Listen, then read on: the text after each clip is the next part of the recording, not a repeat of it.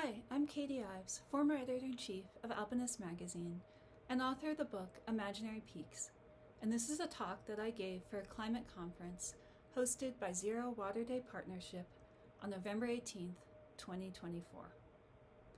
The talk is called This Ragged Blue Threshold, Mountaineering Journalism in the Anthropocene, a Work in Progress. During the 20 years that I've worked as a mountaineering writer and editor, I've come to appreciate the value of storytelling in exploring challenging ideas. So I'll begin with a brief rendition of a tale I first learned from climbing journalist Aaron Smart, a guide in Le Grave. In the quiet morning light of August 7, 2018, a guide and his client were making their way up the normal route of La Meige, one of the most iconic peaks in France, when towers fell from hundreds of meters above them with an explosion of shards.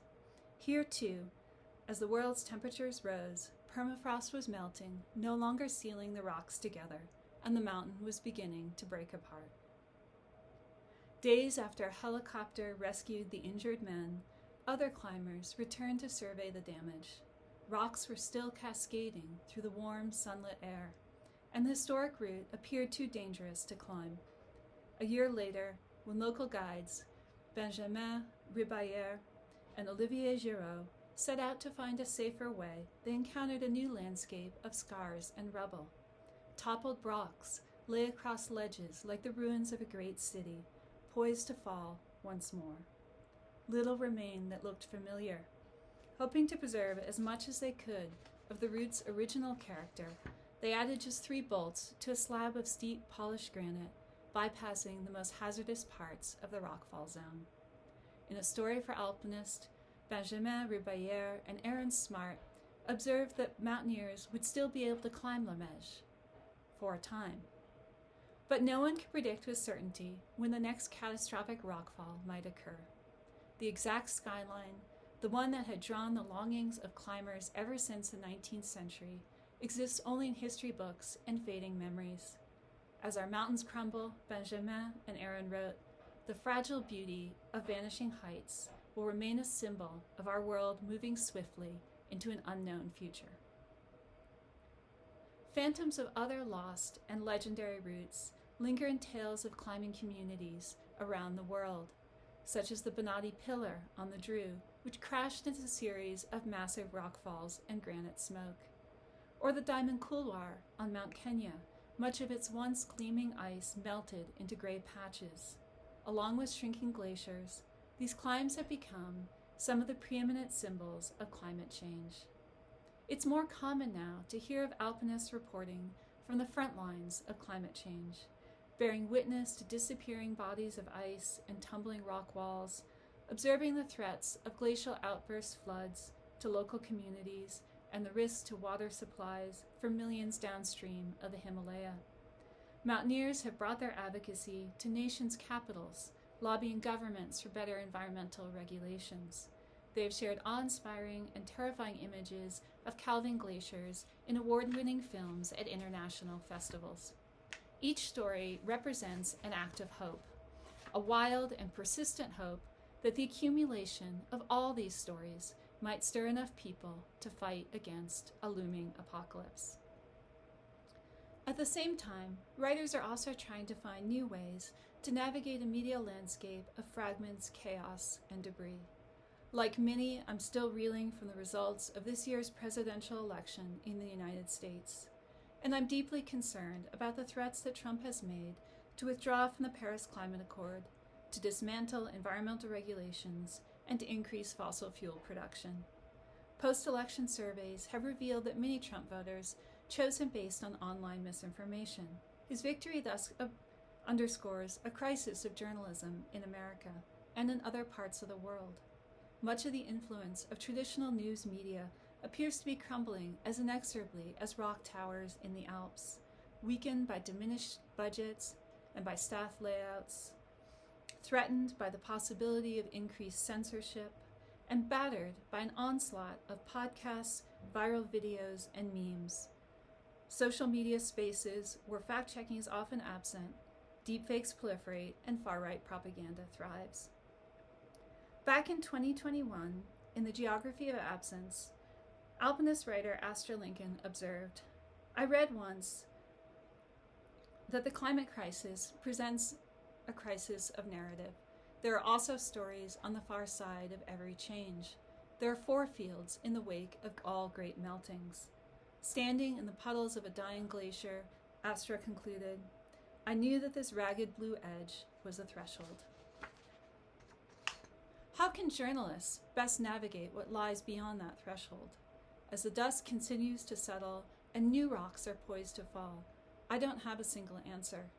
Instead, I'll share a series of still evolving proposals from myself and others for pathways to maintain hope and support climate action in a rapidly transforming world. I believe that mountaineering journalists, relying on their own intimate knowledge of some of the world's most vulnerable landscapes, could strive to play a bigger role. Decades ago, Bruce Barcott famously referred to mountaineering as the most literary of all sports, and climbing writers continue to have an avid audience of both climbers and armchair mountaineers. We also have an intimate knowledge of climate change and environmental damage based on our own encounters with some of the world's most vulnerable landscapes. So what can we do to mobilize our audiences more? Climbing writing in general needs more of what the late alpinist Jeff Lowe called metanoia, a fundamental change of thinking. Psychologist Dagmar Keltner has described the potentially transformative power of awe, often experienced on mountaintops. When confronted with vast mysteries, Keltner wrote, we can develop an awareness that we are part of many things, much larger than the self, a cosmos of interconnected communities, ecosystems, and natural forces, a realization that can make us more empathetic people and better activists. Climbers have long had a close relationship with awe, and when writing about climate change, mountaineering journalists already do a powerful job of evoking it, depicting the wonder of vanishing ice worlds and the enormity of what might forever disappear. But we could focus on moving our audiences more from that emotional reaction to concrete advocacy, from lamenting what has been lost to joining movements to preserve what remains. For the 2024 Himalayan Journal, Indian editor Nandini Purandar gathered a wide range of stories by mountaineers and climate change experts, analyzing deaths from increased hazards on alpine routes, showcasing ways that local residents are striving to protect mountain communities and ecosystems, and demonstrating the role that creative writing and art can have in shifting landscapes of imagination and in drawing readers to see themselves as part of the natural world. Most importantly, each of these essays includes a resounding call to specific actions readers can take. And many readers are eager for these kinds of climate change stories. In 2019, during a panel discussion at the Kendall Mountain Festival, audience members were far more concerned about addressing global warming than about climbing difficult routes or setting new records. One attendee suggested that ecological impact should be strongly considered when assessing the value of an ascent. In the past, the notion of fair means in alpinism, of treating mountains with respect, generally meant not using a lot of bolts or fixed ropes. Since 2020, a new climbing term has arisen that applies that concept to more environmentally sustainable forms of climbing, in which climbers avoid the use of cars or planes to reach the base of cliffs and peaks, relying instead on public transportation, bikes, boats, and hiking. It's called eco-pointing, and it was coined by German climber Lena Müller after she traveled by train to complete her ascent of Prinzip Hoffnung, Principle of Hope in English, one of the world's hardest traditional routes. Eco-point climbs of the future might be ones that take place close to alpinists' homes and require the fewest resources to accomplish. Eco-point expeditions might represent Cole Taylor's second ascent of the North Pillar of Devil's Thumb. In 2017, instead of traveling by air, he sailed alone from Port Hadlock, Washington, toward the Bar Glacier of Alaska, and then hiked across the ice to the base of the peak. Climbing media could continue to promote eco-pointing and to extend its principles even farther to avoiding other forms of environmental damage, while taking steps to prevent harm to rare plant species and animals that depend on cliff habitats, or by asking hard questions about the ecological impacts of gear manufacturing. And as Argentinian mountaineer Rolando Garibaldi says, we could broaden the definition of a significant ascent in other ways, shifting the goalposts away from just the first, the fastest, the highest, the hardest, or the most famous, towards climbs that embody respectful and caring approaches to the environment as a whole.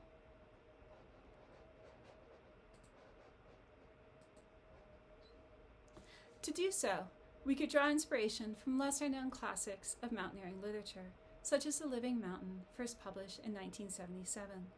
Instead of fixating merely on summits or athletic performance, Scottish author Nan Shepherd strove to understand the total mountain with all her senses, each crystal of snow, ice, and quartz, each curve of leaf and petal, each arc of ridge and cadence of line, each shift of light and shadow.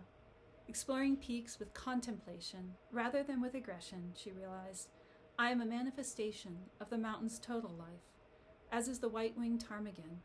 Simply to look on anything with a love that penetrates to its essence is to widen the domain of being. For inspiration, we can also look to eco-fiction, climate fiction, and other creative genres for insights. In an age of large-scale environmental disasters, as the Indian author Amitav Ghosh has observed, the uncanny is no longer merely the realm of speculative fiction, but of everyday realism. Instead of delusionary tales of individuals dominating nature, we need ones that help us recognize possibilities of sentience, wonder, and desires in the non-human world. Moments of recognition, as Ghosh defined them, when an encounter with something wondrous or dangerous reminds us that we are never wholly isolated or different from the rest of nature. Thus, in Dreams of Lost Buttresses, a 2023 collection of speculative fiction, British mountaineer Heather Daw recounts tales of climbers learning to merge with the mountains instead of fighting with them, at times transforming into wild animals or mythological creatures, dissolving the boundaries between the human and the non-human. In the process, Heather helps her readers understand that by protecting nature, they are also protecting themselves. That same year, Mountaineers Books published Cascadia Field Guide, an anthology of art, poetry, and creative nonfiction by a diverse group of authors and artists in the US and Canada, including members of Northwest tribes. Through multiple voices, styles, genres, and illustrations, they reflect the varied whole of an ecosystem. And they feature animals and plants as the heroes of real mountain adventures, including tales of ice worms attempting to elude predators on a glacier, or lupine flowers re-emerging courageously from the ash of a volcanic eruption. By doing so, the authors awaken more curiosity and empathy among their readers for all that exists in the mountain world. Most of all, as the anthropologist Pasang Yanjay Sherpa explains, we can turn to indigenous writers to learn alternative concepts of human relationships to the mountains. In an alpinist article, she wrote, "The worldview of our Sherpa ancestors, for example, has supported life for generations in the rugged landscapes of the planet's highest altitudes. Our ancestors' practice of taking on the responsibility of caring for each other and for other living beings, those in human form or not, is what sustained existence here." Photojournalist Joe Whittle, a member of the Caddo Nation, similarly described an expedition of Native American climbers. Nothing about our time spent in the wild had any goal other than to be at home. No achievement worthy of note among the annals of mountain conquest or extreme sports, but the breadth of that journey had given us a deeper understanding of the sacred circles that have spun with this land for eons, and thus a deeper understanding of ourselves and our place in the world. We could support efforts to restore print media as a natural home for these kinds of stories, with values of focus, immersion, and intimacy. As a result of the decline of advertising and the competition of social media and branded content, many once vibrant magazines have folded or become less ambitious. But during the past few years, publishers have worked to reverse these trends with the relaunch of Summit, Ascent, and other adventure journals committed to in-depth literary journalism and well-researched investigative stories. Working together with these outlets, we could educate audiences about the techniques of media literacy, critical and creative thinking, as well as the vital importance of accuracy and fact-checking, something that Alpinist magazine has long made the cornerstone of its mission. So I view these magazines as a really important means to reach out to readers and to remind them of the value of looking at complex situations in a critical and creative way. But we also need to meet more of our readers where they are, addressing their own immediate concerns, whether it's through stories of how climate change might impact their daily lives and local economies, or stories that respond to climate disasters or the threats of climate disasters in particular regions. We also need to accept the reality that many readers now are getting their news not from traditional media, but from social media platforms. As water rights activists Teal Leto and Navajo Diné mountaineer Len Neficer explained in their post-election analysis published on Substack, more of us could create our own memes, reels, and images, instead of ceding so much of this ground to anti-environmental groups. Video-first content on social media, they suggest, provides easy access to information without requiring complex reading skills that not every reader has. So do stories with communication styles that emphasize accessibility, clarity, and emotional resonance, using direct, concise language and relying on storytelling and relatable analogies to break down complex issues like climate change, distilling complicated policy points into clear, everyday terms, avoiding jargon, and at times employing humor. Since Trump's election, the popular Alt National Park Service has returned to Facebook and to a new platform, Blue Sky, where their content creators use cartoons, memes, and rousing statements to encourage resistance against his planned environmental rollbacks. So we need all forms of media: print, online, film, art, creative writing, social media, to work together to reach different places, to reach different readers in different places and in ways most attuned to their habits and to their own concerns. To envision a hopeful future can require a leap of faith, a willingness to believe that acts of resistance still matter. But each of us, in our own styles and with our own audiences, must keep making those leaps. We can't know yet what the combination of all our stories will add up to, but as the environmental writer Rebecca Solnit declared in her book, Hope in the Dark, hope locates itself in the premises that we don't know what will happen, and in the spaciousness of uncertainty is room to act. Hope is an embrace of the unknown and the unknowable. It is the belief that what we do matters, even though how and when it may matter and who and what it may impact are not things we can know beforehand. Alpinists have long moved through landscapes of uncertainty, facing the unknowns of previously unclimbed mountains and walls, the possibilities of avalanches of rocks, ice, and snow, the challenges of at times existential decisions of whether to continue up a route or retreat, the unexpected shifts in weather and conditions as a storm blows in sooner than forecast or a waterfall fails to freeze, and the never fully predictable vagaries of our fears and dreams. As French novelist René Dumas wrote in Mount Analog, there is an art to finding your way in the lower regions by the memory of what you have seen when you were higher up. By remembering what we have practiced in the heights, mountaineering journalists too can find the courage and creativity to confront the uncertainties ahead. So thank you very much. And the slide is how to reach me if you want to hear more.